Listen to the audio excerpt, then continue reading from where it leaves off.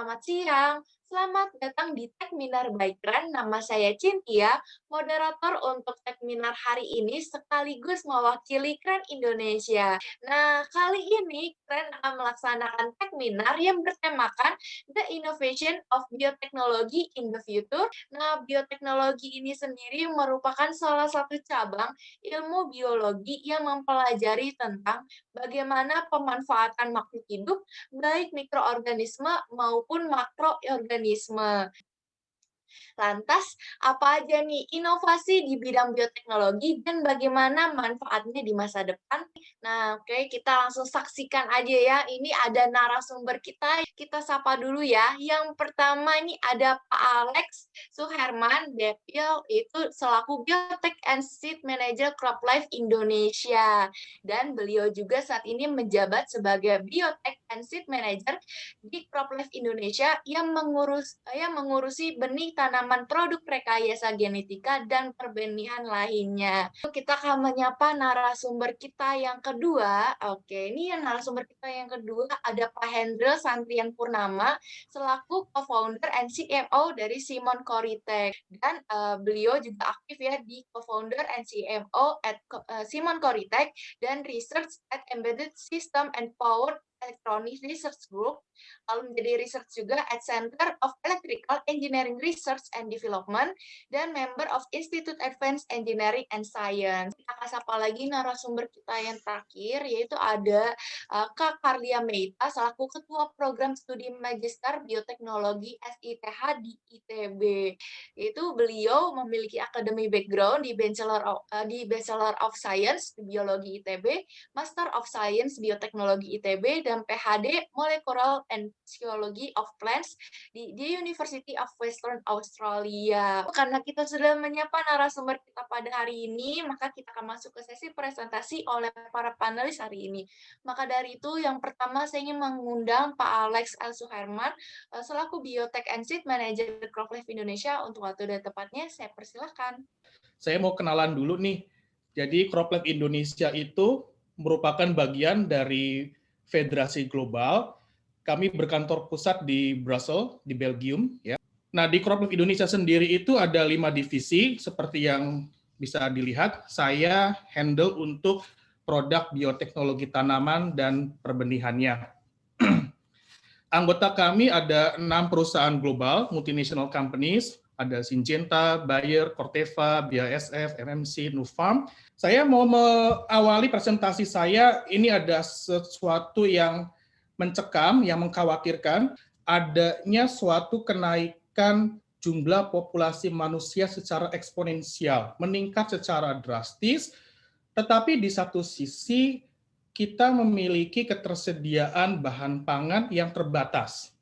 Nah, tantangan lain tentunya kita selalu dihadapkan pada masalah hama dan penyakit pada tanaman, ya, kemudian banjir, kekeringan, alih fungsi lahan.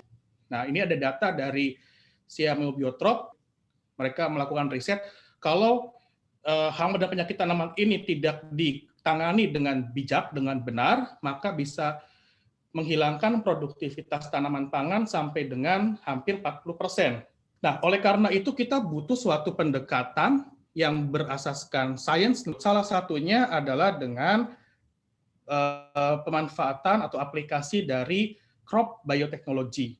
Tanpa kita sadari, sebetulnya bioteknologi itu sudah ada di tengah kita sejak lama.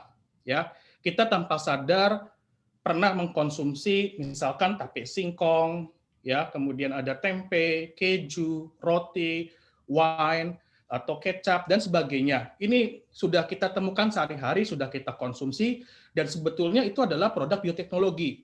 Salah satunya adalah fermentasi sederhana. Nah, karena manusia itu terus memikirkan hal-hal baru, berinovasi, maka mereka mulai mengembangkan ilmunya untuk bioteknologi tanaman ini, mengupayakan pemuliaan atau breeding tanaman menjadi varietas baru yang lebih unggul. Ada nilai tambah di situ. Dulu sebetulnya ya watermelon, semangka, kemudian jagung, pisang dan sebagainya, aubergine atau terong itu merupakan tanaman liar seperti yang bisa kita lihat di gambar sebelah kiri. Nah, Kemudian karena adanya proses alamiah maupun intervensi dari manusia, kita bisa melihat ya wortel, watermelon, pisang, jagung seperti bentuk yang sekarang ada saat ini. Dan kemudian dengan adanya ilmu pengetahuan, bioteknologi tanaman yang modern, memungkinkan kita melakukan rekayasa genetika untuk meningkatkan nilai tambahnya. Misalkan di gambar sebelah kanan itu ada yellow rice, ya. Jadi berasnya itu sudah difortifikasi dengan misalkan beta karoten. Nah, seperti yang kita lihat sekarang sudah banyak produk-produk rekayasa genetik lain di dunia ya. Misalkan di Amerika, di Kanada kita sudah ada kentang yang tahan terhadap pembusukan, ada juga non-browning apple yang tahan terhadap oksidasi di Amerika Serikat. Nah, di Indonesia kita sudah ada satu varietas tanaman produk rekayasa genetika, yaitu drought tolerant sugarcane atau tebu yang tahan terhadap kekeringan. Nah, di Indonesia sebetulnya penelitian tentang tanaman produk rekayasa genetik itu sudah banyak, sudah cukup intens. Kalau misalkan di instansi pemerintahan, di BUMN itu ada PTPN 11, ya, kemudian ada asosiasi lainnya, universitas juga udah banyak, ada IPB, ITB. Kemudian dari segi LPNK, atau lembaga pemerintah non kementerian, misalkan ada BRIN, ya di dalamnya sekarang udah lebur ya, ada BPPT, ada LIPI, ada BATA. Nah, ada suatu studi dari Graham Brooks, ternyata kalau kita menanam tanaman biotek, ini bisa berkontribusi yang cukup signifikan, positif impact-nya. Misalkan kita bisa meningkatkan produktivitas tanaman kita juga bisa mengkonservasi biodiversitas, kita menyediakan lingkungan yang lebih sehat juga. Baru-baru ini kita mendengar adanya teknologi baru namanya CRISPR-Cas, di mana CRISPR-Cas ini merupakan suatu terobosan baru yang memungkinkan kita untuk mengedit susunan gen ya dengan cara bisa membuang, bisa menambah, bisa menghapus atau mengubah bagian tertentu dari DNA-nya. Dan itu bisa dilakukan di untaian DNA varietas tersebut saja tanpa harus melakukan persilangan. Itu saja presentasi dari saya, Ibu Cynthia. Saya kembalikan selanjutnya ke Anda. Oke deh, baik. Terima kasih untuk Pak Alex ya, presentasi kedua dari Pak Hendril Satrian Purnama selaku co-founder and CFO dari Simon Coritek. Untuk waktu dan tempatnya saya persilahkan. Baiklah, sebelumnya terima kasih atas kesempatan yang telah diberikan. Di sini judul yang saya bawakan adalah Internet of Things Teknologi untuk solusi pertanian pintar di masa depan. Baiklah, langsung saja. Sebelumnya saya mau memperkenalkan, di sini kita kenalan dulu dengan apa itu Simon Coritek. Jadi Simon Coritek itu sendiri adalah sebuah startup yang bergerak di bidang smart farming ya, di mana kita melakukan research and development terhadap produk-produk smart farming yang nantinya bisa berguna untuk pertanian, terutama di pertanian hidroponik untuk greenhouse skala medium dan skala besar. Saya mau memaparkan sedikit tentang challenge atau tantangan pada sistem pertanian tradisional seperti yang telah disampaikan oleh Pak Alex tadi. Lalu apa sih solusi yang kita tawarkan untuk mengatasi tantangan-tantangan tersebut? Ya, ini mungkin secara garis besarnya kita langsung saja ke indoor farming ya. Contoh dari pertanian indoor farming sendiri, di sini ada kita lihat sendiri hidroponics misalnya, terus ada aquaponics, ada aeroponics dan lain-lain. Nah, dalam pertanian indoor itu sendiri masih ada tantangan. Di antaranya adalah seperti yang pertama itu pencatatan data manual. Dalam pertanian indoor itu kita perlu melakukan pencatatan data dari parameter-parameter tanaman itu sendiri. Apa hal yang penting di itu perlu kita catat. Kemudian concern yang kedua atau tantangan yang kedua itu adalah ada di perawatan tanaman yang kompleks, dan pemilihan nutrisi yang tidak seimbang itu sering terjadi juga. Kemudian hasil panen yang tidak merata. Kemudian solusi apa yang kita tawarkan? Ini solusi yang kita tawarkan berupa Internet of Things ya, di mana Internet of Things itu merupakan sebuah konsep yang bertujuan untuk mengambil keuntungan dari koneksi internet yang tidak pernah terputus. Bagaimana penerapan Internet of Things pada sistem pertanian cerdas? Di sini yang pertama adalah penggunaan sensor cerdas, di mana sensor ini nanti akan berfungsi sebagai pembaca kondisi di sekitar kita. Oke, terus selanjutnya kita di dalam Internet of Things itu ada namanya cloud computing. Cloud computing ini tujuannya adalah untuk mengirimkan data dari device atau dari sesuatu yang kita sensor itu menuju ke internet. Oke, untuk selanjutnya kita menggunakan smart controller. Kemudian kita lanjut ke poin keempat, yaitu mobile application. Aplikasi lainnya tentunya banyak sekali. Mungkin salah satunya ini banyaknya maksudnya. Ada beberapa, misalnya untuk monitoring tambak udang, pemberian pakan ikan otomatis, kemudian smart irrigation atau irigasi cerdas. Untuk benefit atau kelebihan atau apa yang bisa kita dapatkan dari penerapan IoT itu sendiri, yang pertama adalah efisiensi ya. Efisiensi di sini kita berbicara terkait banyak hal, misalnya tenaga, kemudian untuk ekspansi, kemudian mengurangi resource, kemudian yang poin selanjutnya ada cleaner proses. Kemudian tentunya yang terakhir adalah peningkatan kualitas produk. Itu saja dari saya. Terima kasih atas perhatiannya. Oke deh, thank you buat Pak Hendril untuk pemaparan materinya. Sip, kalau begitu saya juga ingin nih untuk mempersilakan Bu Karlia Meita selaku Ketua Program Studi Magister Bioteknologi SIPH ITB. Untuk waktu dan tempatnya saya persilahkan. Baik, terima kasih Mbak Cynthia.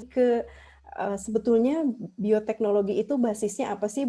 DNA kita itu yang ada di dalam inti sel, yang sebetulnya isinya itu hanya 4 basa gitu ya, urutannya ACTG berulang-ulang.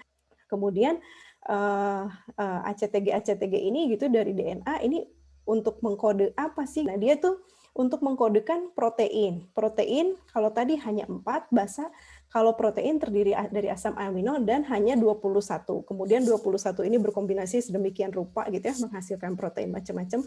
Ya jadilah kayak gini gitu ya. Bisa jadi organisme yang uniseluler, satu sel, seperti bakteri, atau seperti kita nih, organisme multiseluler. Baik, mungkin tadi kalau kita kembali ke talk-nya Pak Alex, membicarakan bagaimana manusia telah mencoba mengotak-atik dari urutannya, begitu ya, urutan DNA-nya. Nah, lalu sebetulnya barusan kalau teknologi yang dikembangkan oleh Pak Hendril bersama kawan-kawannya, itu adalah kita mengubah kondisi lingkungan sehingga ininya yang berbeda gitu ya, proteinnya. Jadi semuanya basisnya tuh sebetulnya hanya di sini aja gitu ya, si biotek itu. Agrikultur di sini yang ingin saya tunjukkan, pestisida berbasis DNA atau RNA. Tadi kode genetik, tapi bukan mengubah atau memodifikasi kode genetik di dalam selnya, hanya kami menciptakan berbasis kode genetik gitu ya. Aksi resiprokal ini kayaknya bagus nih untuk dijadikan ide bikin biopestisida. Yang kedua adalah CRISPR, jadi gene editing yang ditemukan oleh Ibu Jennifer Doudna dengan Emmanuel Charpentier. Nah, yang sedang kami kembangkan adalah kami ingin melakukan bagaimana caranya mengedit gen di dalam suatu sel, tapi betul-betul tidak ada transgenikan. Berikutnya, kita berpindah ke medicine ataupun kesehatan. Saat ini kami sedang mengembangkan VTM atau virus transfer media yang activated ataupun inactivated. Kami sedang mengembangkan mesinnya, jadi kami sedang membuat mesin qPCR bekerja sama dengan Center for Microelectronics ITB. Nah, lainnya adalah juga kami terlibat pada whole genome sequencing untuk SARS-CoV-2 di Indonesia ini, begitu ya, tentu saja bekerja sama dengan berbagai institusi pemerintahan lainnya. Nah, sekarang yang sedang naik daun adalah personalized medicine. Nah, nanti ke depan kita kembali lagi baca dulu itu si ACTG-nya ya, di sequence dulu. Dia seperti apa, urutan gennya, kira-kira dia cocoknya diberi obat yang mana kalau dia misalkan membawa gen yang memang rentan terhadap kanker atau gen yang diketahui, oh dia sih nggak akan bisa pakai obat ini karena dia akan sangat alergi, nggak punya enzim untuk mencernanya, dan lain sebagainya. Sehingga terapinya bisa dibuat lebih personal begitu. Contoh lain, other industries, kami mengembangkan juga ini coffee fermentation.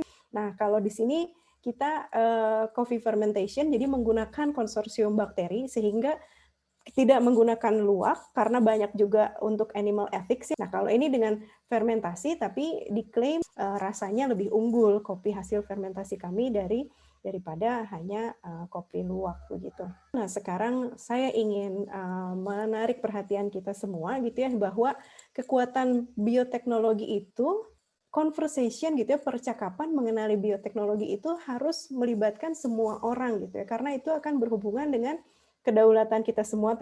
Baik, sekian dari saya. Terima kasih untuk perhatiannya dan semoga di masa depan kita dapat berkolaborasi. Terima kasih, saya kembalikan kepada Mbak Cynthia. Oke deh, terima kasih untuk Bu Karlia.